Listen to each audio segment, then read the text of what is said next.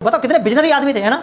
ये बात उन्होंने 1949 में कही और सच में आज देश है ना पतन की ओर वास्तव में जा रहा है, रियलिटी में, है ना। सबसे बड़े दोषी सिस्टम के वही हैं जो जानते हैं कि ये चीज़ गलत हो रही है लेकिन फिर भी उसके खिलाफ बोलते नहीं हैं, और जब बोलेंगे नहीं तो फिर समाज और ये देश बदलेगा कैसे।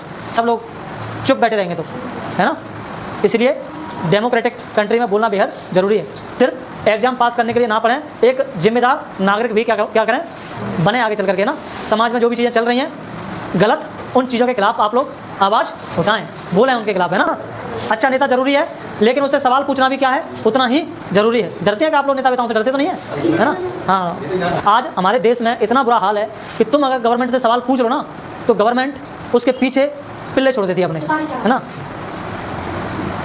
पिल्ले का मतलब देखो इधर, आपसी सम्मान का दौर, ये पॉइंट आप लोगों को नोटबुक में लिखा हुआ है ना, लिखा है कि नहीं लिखा। आपसी सम्मान का दौर, म्यूचुअल रेस्पेक्ट वाला।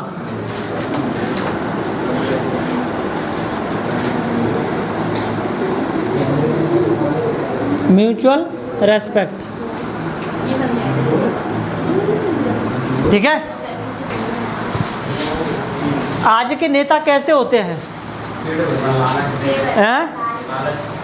जो एक दूसरे को मार काटने पर हमेशा लगे रहते हैं, दूसरे को नीचा दिखाने पर कब इसको नीचे लाया जाए, है ना।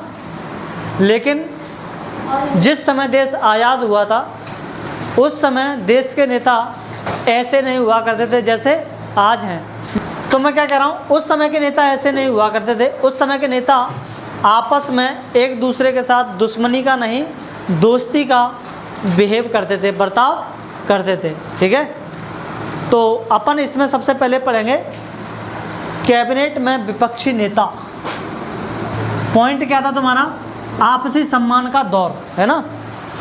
आपसी सम्मान का दौर यानी कि म्यूचुअल रिस्पेक्ट हमें कहाँ कहाँ दिखाई देती है उस समय। तो मुझे बताओ, एक नेता, तुम अपने विरोधी नेता का सम्मान करोगे क्या, जो तुम्हारे एकदम विरोधी खड़ा हुआ, जो आपके बारे में रोज़ ऊँट पटांग उगलता रहता है समाज में जा करके, आप उसका सम्मान करोगे? नहीं करोगे, है ना। लेकिन उस समय ऐसा नहीं होता था। उस समय ये नेता डॉक्टर BR अम्बेडकर और श्यामा प्रसाद मुखर्जी, ये महात्मा गांधी यानी कि कांग्रेस के खिलाफ खूब उल्टा सीधा बोलते थे, खूब उल्टा सीधा बोलते थे, है ना। हमेशा उनको नीचा दिखाने की कोशिश करते रहते थे, लड़ते झगड़ते रहते थे, क्योंकि अम्बेडकर जो चाहते थे वो गांधी जी करने नहीं दे रहे थे, है ना। जो गांधी जी चाहते थे वो अम्बेडकर होने नहीं दे रहे थे। फिर भी जब देश आज़ाद हुआ तब नेहरू ने क्या किया, अपनी कैबिनेट में इनको मंत्री बनाया, समझ रहे हो आप। यानी कि नेहरू ने जब अंतरिम सरकार बनी थी, पहली सरकार बनी थी, है ना, एक वर्ड आता है अंतरिम सरकार, है ना, अंतरिम सरकार यानी कि इंटरिम गवर्नमेंट। इंटरिम गवर्नमेंट का मतलब क्या होता है, जब हमारे देश में पहली बार सरकार बनी, है ना, उसको अपन बोलते हैं इंटरिम गवर्नमेंट। उसका कोई चुनाव नहीं हुआ था, उसका कोई चुनाव नहीं हुआ था, है ना। यानी कि हमारी जो संविधान सभा थी, संविधान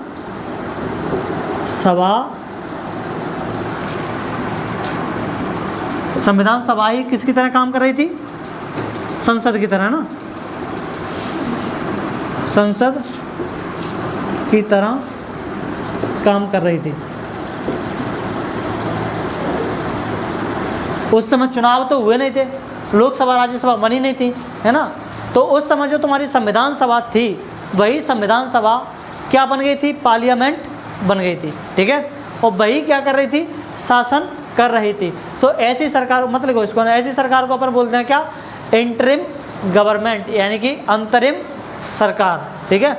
अगर कभी आप लोगों से आए पेपर में, OT वगैरह में कहीं देखने को मिल जाए कि अंतरिम सरकार क्या होती है, तो बल्ब जलना चाहिए माइंड का, है ना, कि सर ने ऐसा कुछ समझाया था।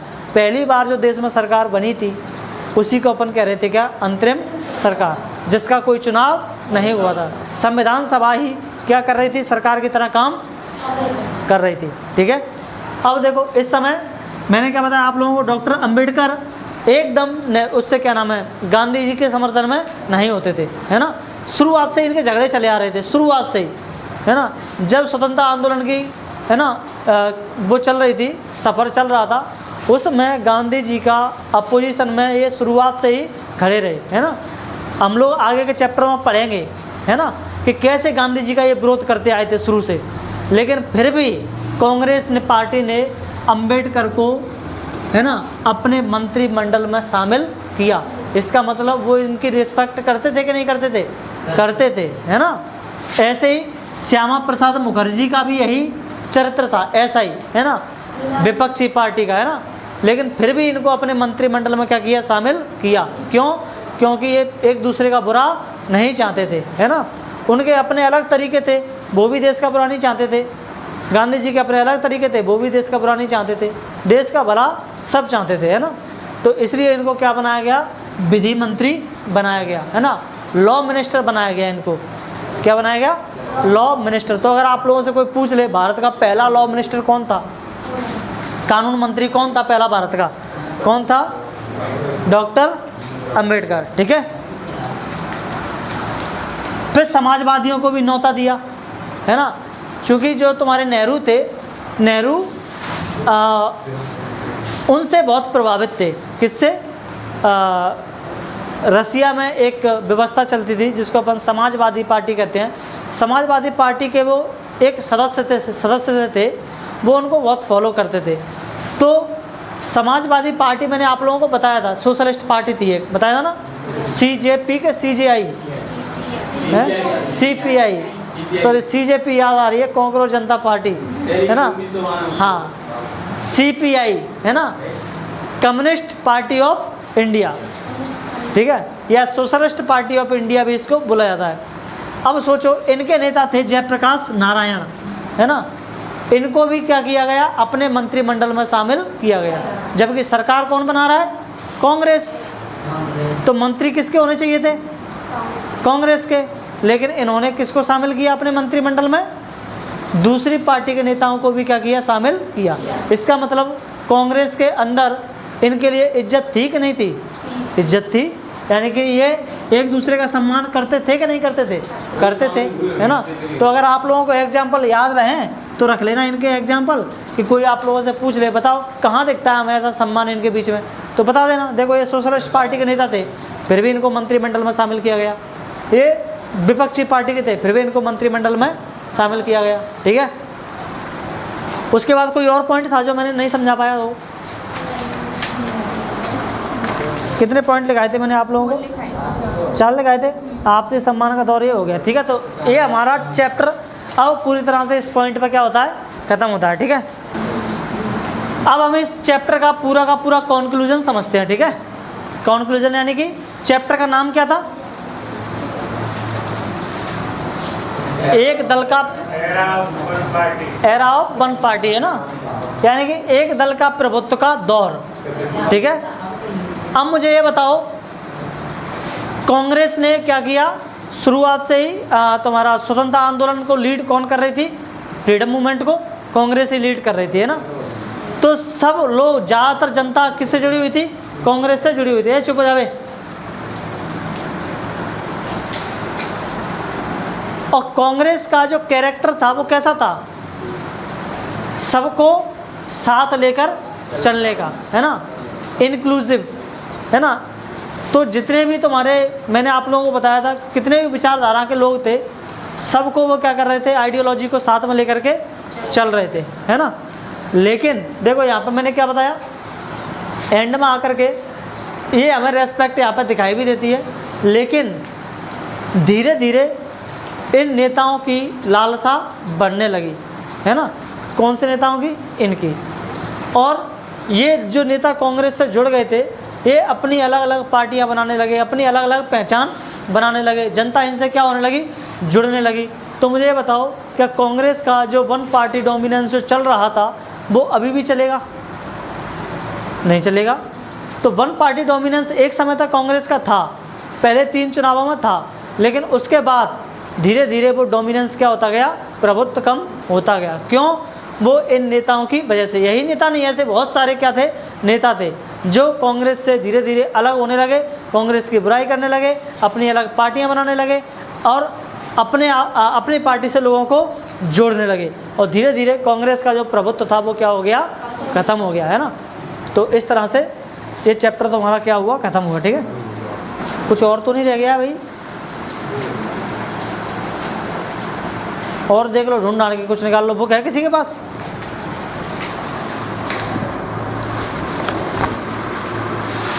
हाँ, ये आ गया मेरे को। अब देखो एक वर्ड कुछ इसमें देखो, बुक में हम लोगों ने ये तो पूरा ख़त्म कर लिया, लेकिन साइड में रेफरेंस के लिए इसमें कुछ दिए होते हैं, नोट है ना।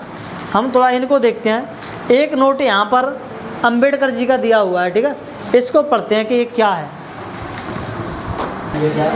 देखो ये जो कोटेशन है अंबेडकर जी का, ये उन्होंने दिया था कब? डॉक्टर भीमराव अंबेडकर ने संविधान सभा में भाषण दिया 25 नवंबर 1949 को, है ना। 1949 की बात है, 25 नवंबर की बात है, ठीक है। क्या हुआ था इस दिन?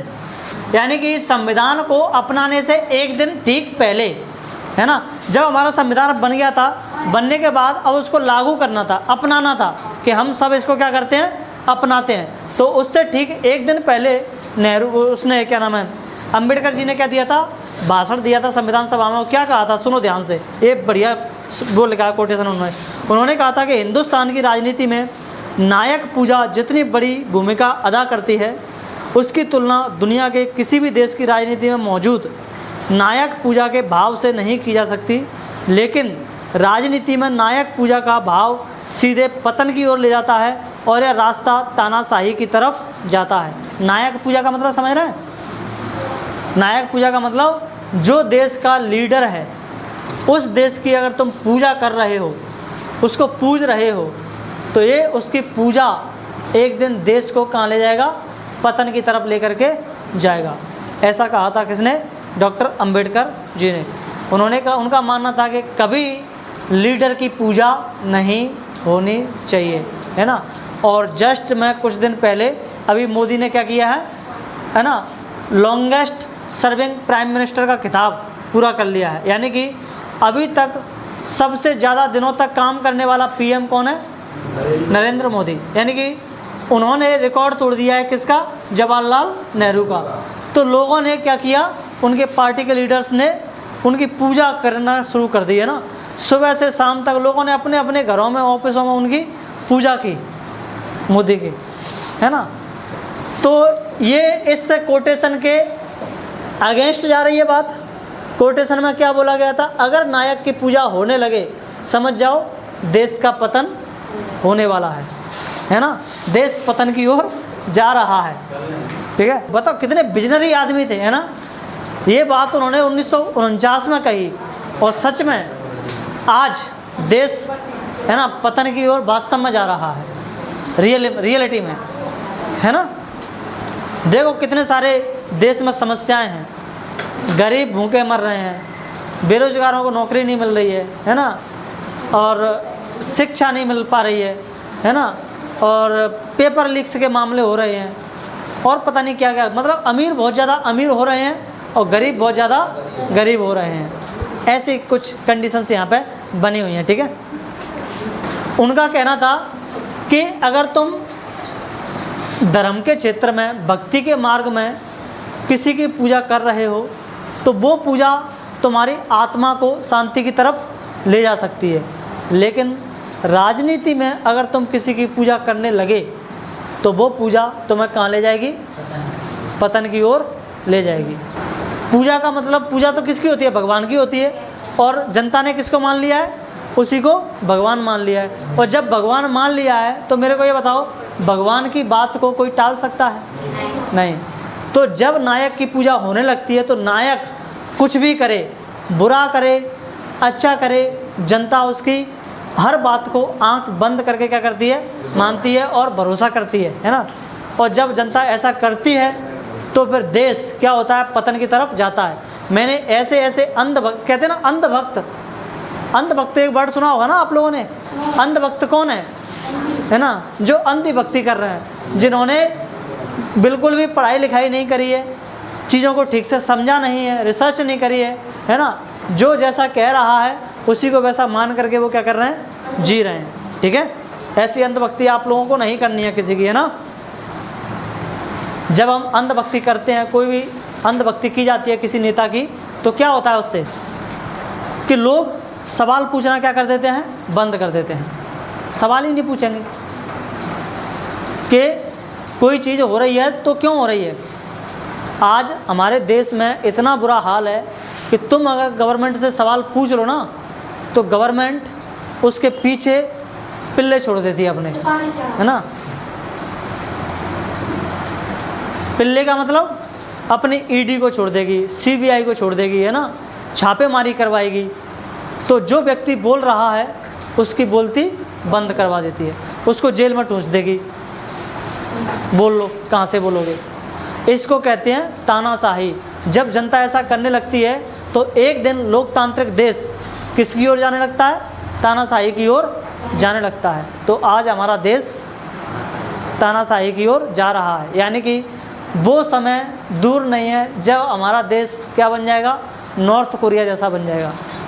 सोचो, अगर नॉर्थ कोरिया जैसी हालत हुई तो आप लोगों को बोलने की आज़ादी एकदम नहीं होगी। अभी तो है ना, अभी तो कुछ लोग बोल रहे हैं और कांग्रेस जनता पार्टी जैसी पार्टियां बन रही हैं। ठीक है, तो इसीलिए बन रही हैं पार्टियां, है ना, इसीलिए इन्होंने बोलना शुरू किया है ताकि कहीं ऐसा हो ना जाए, कहीं वास्तव में ही लोग इतने अंधभक्त ना हो जाएं कि देश तानाशाही की ओर क्या हो जाए, चला जाए। वैसे काफ़ी हद तक हमारे देश में तानाशाही अभी है। आप जब भी नेता चुने, है ना, अपना, तो नेता कैसे लोग व्यक्ति को चुने, केवल चेहरा ना देखें, केवल पार्टी ना देखें, है ना। आप ये देखें कि नेता हमारे लिए सच में कोई काम करता है या नहीं करता है, करेगा या नहीं करेगा। उसके सामने कुछ मुद्दे रखें, है ना, शिक्षा, स्वास्थ्य, है ना, एनवायरनमेंट के, बोलो भाई इनको ठीक करो, इनको सही करो, तभी हम क्या करेंगे, तुमको वोट देंगे, है ना। नहीं तो जब वोट देने जाओ, जब वोट देने जाते हैं ना, तो एक सबसे लास्ट में नीचे एक बटन होता है। आप लोग 18 हो जाएंगे नेक्स्ट ईयर, है ना। जब सबसे लास्ट नेक्स्ट ईयर से आप वोट डालने लगेंगे तो नीचे देखेंगे आप लोग, उसमें ईवीएम में सबसे नीचे बटन होता है, उस पर लिखा होता है क्या, और क्या, NOTA, सबसे नीचे बटन होता है, NOTA, none of the above. ऊपर इसके क्या होते हैं, नेताओं के नाम होते हैं, उनके चुनाव चिन्ह होते हैं। तो मैं जिसको वोट देना उसके सामने का बटन दबा दो। लेकिन नीचे होता है सबसे नोटा, किसी को बटन वोट नहीं देना तो इसको दबा दो, है ना। यानी कि आपका वोट किसी को नहीं गया, लेकिन इसका मतलब ये नहीं है कि आपने वोट ही नहीं दिया, आपने वोट दिया। और इस वोट की बहुत अहमियत भी है ना। क्यों अहमियत है, क्यों अहमियत है, क्योंकि जहाँ इन वोटों की गिनती होगी अब, तो जिस पोलिंग पर ये नोटा के वोट डाले होंगे उनकी भी तो काउंट होगी। कोई ऐसा व्यक्ति कौन है जो किसी को भी पसंद नहीं करता, नहीं करते तो नहीं करते। मैं कई बार दबा के आया हूँ, मैं हर बार ही इसी को दबा के आता हूँ, हर बार ही इसी को दबा के आता हूँ, नोटा को लो, है ना। क्योंकि मुझे नहीं है कोई नेता पसंद, नहीं है तो नहीं है ना। जब कोई नेता पसंद नहीं है, वो काम ही नहीं कर रहा हमारे लिए, तो उसको वोट क्यों देना है, इस पर दो। इससे क्या होगा, जब काउंटिंग होगी वोटों की, तो इससे पता चलेगा कि वहाँ के लोग कितने हैं जो इन नेताओं से नाराज़ हैं। नाराज़गी पता चलेगी, है ना, कि भाई यहाँ के क्षेत्र के लोग तो बहुत सारे नोटा पर वोट दे रहे हैं, मतलब नेता को पसंद ही नहीं करते। इसका मतलब ये नेता ठीक से काम नहीं कर रहे हैं, है ना। ये इसकी वैल्यू होती है नोटा की। ठीक है, आजकल सोसाइटी में लोग चेहरा देख करके क्या करते हैं, वोट देते हैं ना। चुप हो जाओ, चेहरा देख करके क्या करते हैं, वोट देते हैं, नेताओं की पूजा करने लगते हैं। जबकि हमारे देश में सबसे बड़ा क्या होना चाहिए, संविधान। पूजा किसकी होनी चाहिए, संविधान की। नेताओं को या जनता को किसके अकॉर्डिंग काम करना चाहिए, संविधान के। लेकिन हमारे यहाँ पे संविधान के अगेंस्ट काम किए जा रहे हैं, है ना। उसके जो मूल प्रिंसिपल हैं उनके अगेंस्ट काम किए जा रहे हैं। लेकिन फिर भी जनता किसको वोट दे रही है, उसी नेता को वोट दे रही है ना। अच्छा नेता ज़रूरी है, लेकिन उससे सवाल पूछना भी क्या है, उतना ही ज़रूरी है। डरते हैं कि आप लोग नेता वेताओं से, डरते तो नहीं है, है ना। हाँ, जो भी नेता हैं उनसे पूछिए, अगर आपके यहाँ पर कोई समस्या है तो पूछो उससे, ये समस्या क्यों है। तुमको नेता हमने बनाया, बताओ ये समस्या क्यों है हमारे यहाँ पे, है ना। तो नेताओं से सवाल पूछिए। और अंत में लोकतांत्रिक साक्षरता को बढ़ावा दें, है ना, यानी कि प्रोटेक्ट डेमोक्रेटिक लिटरेसी। हमारे देश, आप लोगों ने वो मूवी देखी है 12th फेल, देखी है ना। उसमें आप लोगों ने उस मनोज शर्मा का एक डायलॉग देखा होगा जब वो इंटरव्यू दे रहा होता है ना, नेताओं की जमी जमाई व्यवस्था कहता है। हाँ, नेताओं की जमी जमाई व्यवस्था। और दूसरी बात, वो जो वर्ड वहाँ पे बोला था उन्होंने, एक और वर्ड बोला था उसने, क्या बोला था कि ये नेता शिक्षा को क्यों नहीं ठीक करना चाहते। अगर गरीब पढ़ेगा, है ना, तो फिर वो सारी चीज़ों के बारे में समझ नहीं जाएगा, क्या चीज़ बुरी है और क्या चीज़ गलत है, फिर इन नेताओं को वोट कौन देगा। इसीलिए शिक्षा पर ये सवाल, है ना, उन्होंने क्या किया था उसमें मूवी में डायलॉग में बोला था। इसलिए हमें हमेशा ध्यान रखना है किस चीज़ का, हमें लोकतांत्रिक साक्षरता को क्या देना है, बढ़ावा देना है। हमें लोगों को जागरूक करना है। जब जनता पढ़ी लिखी होगी तो वो वोट क्या करेगी, सोच समझ करके देगी, है ना। तो आप लोग तो बाकी बायो और मैथ वालों को तो कौन ही समझाए अब, लेकिन आर्ट्स वाले बच्चे तो कम से कम इन चीज़ों के प्रति अवेयर रहें, है ना। सिर्फ एग्ज़ाम पास करने के लिए ना पढ़ें, एक जिम्मेदार नागरिक भी क्या करें, बने आगे चल करके, ना। समाज में जो भी चीज़ें चल रही हैं गलत, उन चीज़ों के खिलाफ आप लोग आवाज़ उठाएं, बोलें उनके खिलाफ, है ना। सबसे बड़े दोषी सिस्टम के वही हैं जो जानते हैं कि ये चीज़ गलत हो रही है लेकिन फिर भी उसके खिलाफ बोलते नहीं हैं। और जब बोलेंगे नहीं तो फिर समाज और ये देश बदलेगा कैसे, सब लोग चुप बैठे रहेंगे तो, है ना। इसीलिए डेमोक्रेटिक कंट्री में बोलना बेहद ज़रूरी है। एक इसमें सोशलिस्ट पार्टी के बारे में एक पेज दिया हुआ है, उसके बारे में दिया है, थोड़ा सा अपन उसको भी देख लेते हैं। देखो ये वाला, क्योंकि सोशलिस्ट पार्टी उस समय एक बड़ी पार्टी थी कांग्रेस के साथ में। ये वाला एक पेज है ना, कम्युनिस्ट पार्टी ऑफ इंडिया, ठीक है, इसको भी थोड़ा सा देख लेते हैं। फिर इसमें बीजेपी के बारे में भी दिया है, जो आज की बीजेपी है उसकी जड़ें यहाँ पर हैं। ये है, पहले वो बीजेपी नहीं थी, भारतीय जनसंघ के नाम से उसको जाना जाता है ना। ये भारतीय जनसंघ किस में बदला, तुम्हारा बीजेपी में बदला। तो इन दोनों को अपन देख लेते हैं, ठीक है। चलो देखो इधर समझो अब इसको, है ना। तो कम्युनिस्ट पार्टी ऑफ, अरे यार तुम क्या देख रहे हो उधर। कम्युनिस्ट पार्टी ऑफ इंडिया का गठन कब हुआ, 1934 में। ये कहाँ पर हुआ, कांग्रेस के अंदर ही हुआ। कांग्रेस के अंदर कुछ ऐसे नेता थे जो सोशलिस्ट थे। कैसे थे, सोशलिस्ट, यानी कि समाजवादी नेता थे। उन्होंने एक अपना क्या बना लिया, ग्रुप बना लिया कांग्रेस के अंदर। मैंने आप लोगों को कल ही बताया था, कांग्रेस के अंदर बहुत सारे क्या बने थे, ग्रुप बने थे, है ना। उनमें से एक ग्रुप किसका था, इनका था, समाजवादियों का। तो इन्होंने कांग्रेस के अंदर ही गठन कर लिया था कि हम CPI नाम की क्या करेंगे, एक पार्टी बनाएंगे, ठीक है। उसके बाद 1948 में जब इनमें मतभेद हुए, है ना, कांग्रेस के अंदर टकराव हुए, तो इन्होंने अलग होकर के क्या बना ली, अपनी पार्टी बना ली, जैसे देश आज़ाद हुआ, ठीक है, जिसको अपन क्या कहते हैं, CPI कहते हैं। आगे चल करके इसके जो नेता थे वो थे तुम्हारे प्रोमिनेंट नेता जयप्रकाश नारायण, राम मनोहर लोहिया और अशोक मेहता। ये नेता थे जिन्होंने इसकी स्थापना करी थी पार्टी के, ठीक है। लेकिन क्या हुआ, आइडियोलॉजी इनकी क्या थी, अगर आप लोगों से पूछ रहे, विचारधारा इनकी क्या थी, लोकतांत्रिक समाजवाद, यानी कि डेमोक्रेटिक सोशलिज्म, ठीक है। सोशलिज्म का मतलब क्या होता है, जैसे अभी हमारे देश में क्या होता है, आप काम करो, काम से कितना भी पैसा कमा लो, वो सारा का सारा पैसा किसका होगा, आपका होगा। उस पैसे पर किसी का कोई अधिकार नहीं होगा।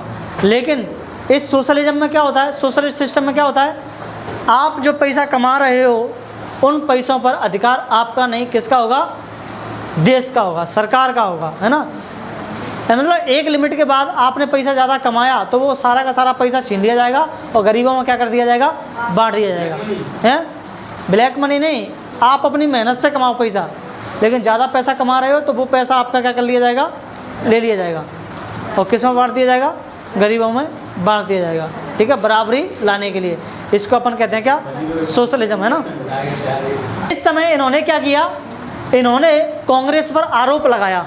और कांग्रेस पर आरोप क्या लगाया? आज भी कांग्रेस को, उस समय कांग्रेस को अमीरों की पार्टी कहा जाता था। किसकी? अमीरों की, है ना। तो कांग्रेस पर आरोप था कि ये गरीबों पर ध्यान नहीं देती है, मजदूरों पर ध्यान नहीं देती है, ये सिर्फ और सिर्फ किसकी पार्टी है? अमीरों की पार्टी है, इसलिए हम तो अपनी पार्टी क्या करेंगे? अलग बनाएंगे, ऐसा कुछ इन्होंने कहा था। फिर 1955 में एक डायलेमा हो जाता है ना। और डायलेमा क्या आता है यहाँ पे? डायलेमा ये था कि अभी तक कांग्रेस सोशलिस्ट नहीं थी, लेकिन 1955 में कांग्रेस ने क्या कर दिया? अपने आप को सोशलिस्ट घोषित कर दिया। और ये कब हुआ है? जब ये पार्टी बन चुकी है 1948 में। अब सोचो, कांग्रेस खुद ही सोशलिस्ट हो गई, अब ये लोग क्या करेंगे? इससे अच्छा तो हम अलग ही नहीं होते, है ना। क्योंकि अब कांग्रेस का, बेटा तुम लोग समझ रहे हो कि बातचीत कर रहे हो उधर, कांग्रेस का खुद ही नेचर कैसा हो गया? सोशलिस्ट हो गया। लेकिन हुआ कब है ये? 1955 में। तब ये लोग सब दुविधा में पड़ गए कि अब हम क्या करें? जब वो कांग्रेस ही सोशलिस्ट हो गई तो हमारा कहाँ क्या काम है अब? तब पर यहाँ पर ये पार्टी क्या होती है? ये पार्टी खुद टूट जाती है और इसमें से 3 नई पार्टियाँ बनती हैं। नाम सुन लो, 3 नई पार्टियाँ क्या थी, ठीक है? कौन कौन सी 3 नई पार्टियाँ थी? एक थी तुम्हारी PSP, मतलब प्रजा सोशलिस्ट पार्टी, है ना। इसमें अगर आप लोगों को लिखनी है जैसे PSP, प्रजा सोशलिस्ट पार्टी, और SSP,